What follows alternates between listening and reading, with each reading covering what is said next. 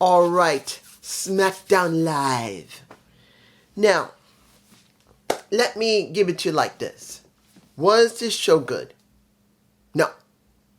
It was predictable. For me, it was very predictable. And several things to me, I'm not saying about anyone else, but for me, should not have been done. I'm sorry. Let me say one of those things that shouldn't have been done. Shinsuke Nakamura. At this point, we've had Shinsuke Nakamura deal with AJ Styles, deal with Cody Rhodes. He's dealt with more than a few people, and 100% has gotten nowhere. He needs to go to NXT. Go there for a while and do something else, because he's doing nothing. I'm sorry. If you guys are loving Shinsuke, more power to you. But for me personally, I've seen Shinsuke do the same thing. I loved when they started letting him speak in Japanese and put subtitles. He can speak English. It may not be the most greatest, but he can speak it. But seeing him be the Shogun, where that's what I called him, where he was dominant, where he just simply won and won and won. But literally, that didn't happen. He never won much. He got beaten multiple times, and the gimmick has now become trash. He needs to go to NXT, or better, I'm sure he's not going to leave WWE. He probably re-signed his contract or did an extension. He needs to leave. Because if I see it the way it is, he's stale. Flat out stale. There's nothing with him. I don't care. I just don't. It's just, that's it. Now, Baron Corbin. Surprised to see him on the main roster again. And I thought it would be better he did not go back to the main roster. He didn't need to go to the main roster. He could have stayed on NXT and done more there. Because I think when it comes to Baron Corbin, his experience, whether you like it or not, he has been at the most highest spots in both brands, literally SmackDown and Raw. I would rather see him working with the younger talent to help them to be able to do things that they couldn't learn from everybody else. And I think he would have been able to do that. But now that they threw him back onto the main roster, where maybe he'll go back to NXT on and off, I find to be dumb. Doing double work on both brands do not help his character. It just makes him weaker. But that's how I feel. Now, let's start with the first match for the women's first round Queen of the Ring. Nia Jax versus Naomi. I've said this before, and I still believe I'm right. If you do not know, when someone screws up in pro wrestling, particularly in WWE, if you do something stupid, you gotta eat shit and like the taste of it. Triple H himself said it when the Clique left and went to WCW. He stayed behind, the only one to do it. And pretty much he was told by Vince, whether you like it or not to hear him, you're gonna have to eat some shit. And you're going to have to like the taste of it until you make up for what happened with the Clique. This is what I think is happening with Naomi right now. It makes no difference that she's being put in some very prominent spots. She's doing nothing though. She helped Jade Cargill with Bianca Belair, but now she's not doing that. She helped Tiffany Stratton when it came to Bayley, but now she's not doing anything. She went through the Queen of the Ring tournament, first round, and you would think, hey, wouldn't it be nice to see Naomi make it near the end of the Queen of the Ring tournament? She doesn't have to win it, but she at least can move to the semifinals as a former two-time SmackDown champion, a one-time tag team champion, and a one-time TNA champion. Nope, she gets her ass whooped by Nia Jax. Flat out. Literally, she gets crushed on her chest, as much as getting mostly crushed by Nia Jax. Yes, it was competitive. But you still see Naomi get crushed. They didn't even try to make this about the bloodline. That's the kicker that gets me. Instead of Nia Jax saying, you're about to get this because you're Jimmy's woman. This is the price you pay. That means she's in line with the bloodline. That actually would make some sense because she is a bloodline member. Nia Jax is a relative. And you would think they would do that. No, they wouldn't even bother to do that. They don't even bother to make Nia Jax feel like she's important to the bloodline. No, she just said, this is what you get now. This is what's going to happen. This is what you get. This is what everyone's going to get. I'm going to be queen in the ring. Instead of saying, this is what happens with your man. You're part of the bloodline. This is what you get. Your man's gone and so are you going to be gone. That's what I wish they did, and they didn't do none. Moving on. Second match for... I'm just going to do it. Second match. I was about to do the men's match. Let's go to the second match for the Queen of the Ring. Jade Cargill versus Piper Niven. Now, I'm going to tell you this. I've seen Piper Niven more than a few times. Dude drop. Ugh. Thank goodness she's Piper Niven again. Dude drop sucked. I'm going to tell you this. I like Piper Niven. Not only is she actually a very beautiful woman. Yeah. She may be thick, but she's damn pretty in the face. I'm sorry. She's one of the more beautiful women that you can see in WWE. She's damn good looking. But when she needs to do it, she can't talk pretty well. And she works pretty well in the ring. Seeing her with Jade was not bad. But did you actually believe Jade was going to get beaten? No. No. That wasn't going to happen. She basically got jaded. A big-ass woman like her, Piper Niven, gets jaded, which I was not surprised. I knew when she tried to do jaded the first time, I knew she's going to do it again, and she's going to nail her ass and go, with the tongue out, going, licking to everybody. I know men and women are enjoying that mess, but that's what we get. But then, we get a third match for the women. We get a Candice LeRae versus Bianca Belair just after Jade wins. She comes out, taps on the shoulder with her belt, and then she goes in the ring. And then, in her case, she had two people to deal with, Indy Hartwell and Candice LeRae.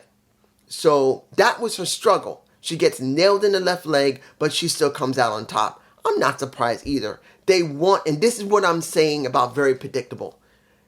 You're going to have, I would be shocked if Jade gets knocked out beforehand. I do not believe that's going to happen. You're going to have Jade versus Bianca in the semifinals. Or the finals. It's going to happen, one of them. And I do believe that it will be Bianca who wins because Jade is not ready yet. They want to give a taste to the crowd of what Jade and Bianca could do against each other. It's still tag team champions. And when you see the end of it, you're going to see them still show love to each other. But they're going to let people see what's eventually going to happen between Jade and Bianca. When I'm definitely sure that Jade is going to turn heel. Bianca will probably stay a face because they like keeping her as the female version of John Cena. Because that's what you get with Bianca Belair. Bianca is the female version of John Cena. That's what she is. She's this. She's John. That's how they booked her. So this is what you're going to get. Now, for the men. Mello versus a Baron Corbin, which was a fine match. It was all right. But I did not expect Baron to move on. There was no way. This is why I wish he would just stay in NXT.